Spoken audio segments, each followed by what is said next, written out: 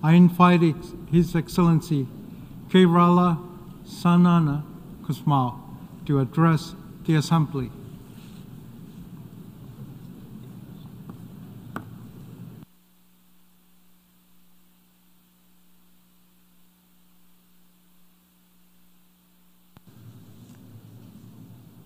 Mr. President, Excellencies, ladies and gentlemen, it is a great pleasure for me to take part in this Summit of the Future.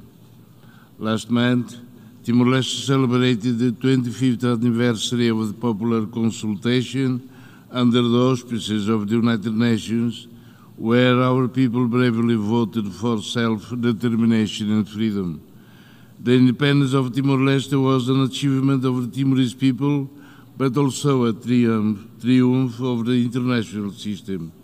It demonstrated that, with commitment, international cooperation can achieve agreed goals and tackle the challenges and opportunities of its time.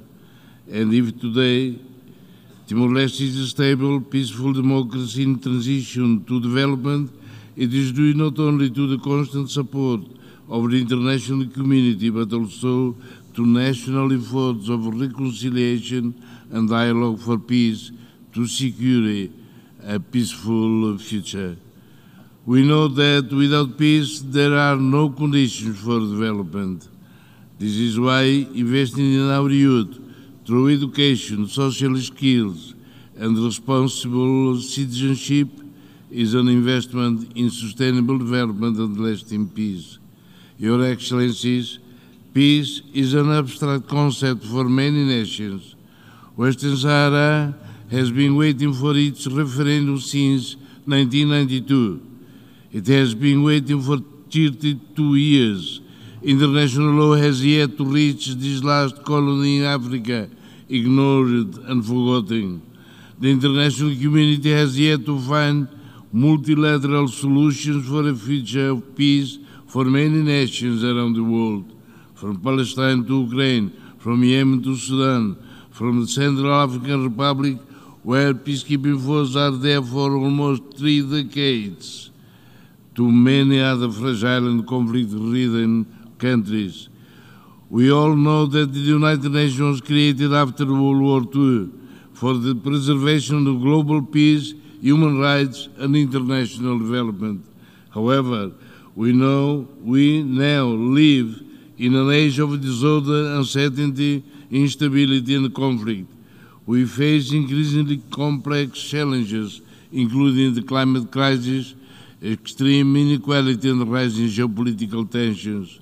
The least developed countries, LDCs, and the small island development states, SEADs, wait patiently for more flexible, inclusive, and responsible solutions. The means and financing to achieve the SDGs are scarce. They are insufficient to combat extreme poverty, food insecurity, humanitarian crisis and climate change, biodiversity loss, and environmental degradation, which threaten the existence of some island states, particularly in the Pacific. Those who have contributed the least to global crises are the ones who suffer first, suffer most, and often suffer in isolation. They are victims of self-interested international actors and policies that value profit and power more than human dignity. As crises intensify, more and more people are suffering from hunger. The data from the Global Hunger Index is alarming. This when there are only 6 years left to fulfill the SDGs. What kind of world are we living in, where we can fuel wars but cannot feed children? We have, Excellencies, we advocate for a structural reform of the Security Council, which has become obsolete, ineffective, and unrepresentative of today's realities. An international organization is only credible if it responds to current needs and does not remain bound to a mechanism created to address problems from almost 8 years ago. We support the expansion of the permanent members of the Security Council for greater geopolitical, cultural and economic representation and legitimacy. It is difficult to realize principles of transparency, accountability and trust while rich and developed countries continue to make decisions for poor and developing.